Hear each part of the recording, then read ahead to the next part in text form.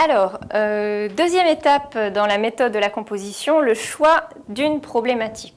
De la problématique, mais d'une problématique en général, puisqu'il n'y a pas une seule bonne problématique par sujet, il peut y en avoir plusieurs. Alors qu'est-ce que c'est que la problématique? C'est un fil conducteur qui va guider en fait tout votre devoir et une question à laquelle vous devez répondre pendant le devoir. Alors ça peut vous paraître un petit peu difficile à trouver, c'est souvent l'étape la plus redoutée par les élèves. Ceci dit, avec un petit peu de méthode, avec de l'entraînement en raisonnement et surtout avec des connaissances solides, voilà, à force de vous essayer à cet exercice, vous devriez y arriver sans problème. Donc on va voir les différentes étapes de progression pour vous aider à comprendre ce qu'est une problématique et surtout à la trouver.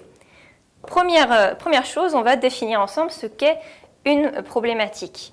Et pour définir ce que c'est, on va d'abord voir ce que ce n'est pas. Eh bien, ce n'est pas une simple reformulation du sujet. C'est-à-dire qu'ici, sur le sujet des mutations économiques et sociales, si vous reformulez le sujet sous la forme quelles sont les mutations économiques et sociales dans les pays occidentaux des années 50 au début des années 80, clairement, ce n'est pas une problématique. Pourquoi? Parce que là, ça reste assez descriptif, ça reste linéaire et finalement, vous ne démontrez rien. Hein. Donc, qu'est-ce que c'est finalement qu'une problématique? Eh bien, c'est un problème. Hein. Dans problématique, vous avez problème. C'est un problème qui va soulever plusieurs questionnements et donc qui va se décliner en questions, en une ou plusieurs questions auxquelles votre devoir va apporter une réponse. Qui dit question dit forme interrogative. Donc la problématique, elle est toujours à la forme interrogative, vous ne la trouvez pas sous forme affirmative. D'accord? Donc voilà ce qu'est une problématique. Maintenant, comment problématiser, hein? C'est là le gros du problème, si je puis dire. Donc comment problématiser? Eh bien, on va tout d'abord se référer à l'analyse du sujet à laquelle on a procédé auparavant. Dans l'analyse du sujet, vous avez trouvé des mots-clés, un cadre spatio-temporel qui vous a permis de délimiter globalement le sujet à partir de vos connaissances et d'établir surtout des liens entre ces mots-clés et entre ces différentes connaissances. Donc déjà là, vous allez avoir un élément de réponse sur la question que sous-tend le sujet. Hein. Ça, c'est la première chose. Et puis la deuxième chose, à partir de cette analyse du sujet, des éléments que vous avez découverts, vous allez pouvoir le reformuler. Donc reformulez-le dans tous les sens. Hein, qui, quoi, quand, et surtout dans deux directions différentes, on va dire, les causes et les conséquences. Hein. Attachez-vous à la question du pourquoi et ensuite des conséquences. Et ça vous permettra en général de voir quels sont les fameux questionnements qui sont sous-tendus dans cette question qui vous est posée directement dans le sujet. D'accord ? Donc voilà comment on problématise.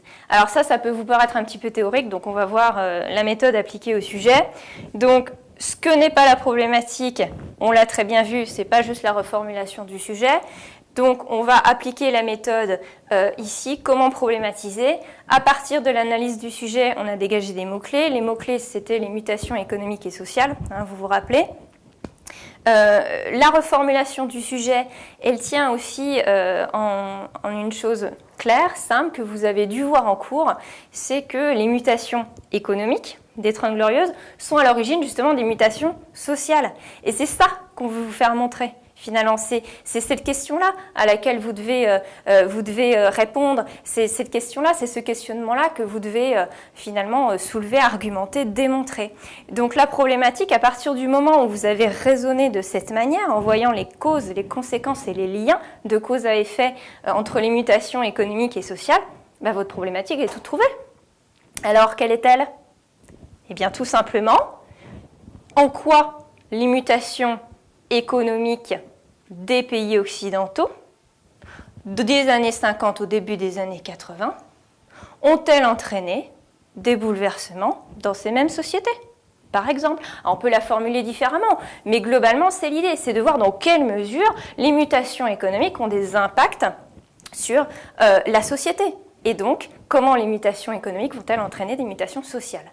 Et alors, un petit indice aussi, une petite astuce, une bonne problématique va en général commencer par en quoi, dans quelle mesure, Pourquoi? Comment? Par ce genre de mots interrogatifs qui amènent à une réflexion.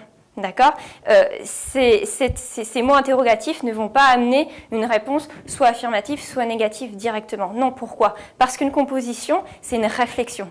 On vous demande une réflexion, on vous demande de bâtir une argumentation, de bâtir une démonstration, et donc on n'attend pas simplement de vous une description de faits basique, linéaire, même chronologique, on attend une démonstration. Voilà, donc maintenant vous savez tout sur la problématique. Encore une petite chose, n'oubliez pas de mentionner cette même problématique en introduction. Mais on reviendra là-dessus, sur ce sujet, au moment où nous traiterons la méthodologie pour l'introduction. Voilà, c'est pas si compliqué une problématique.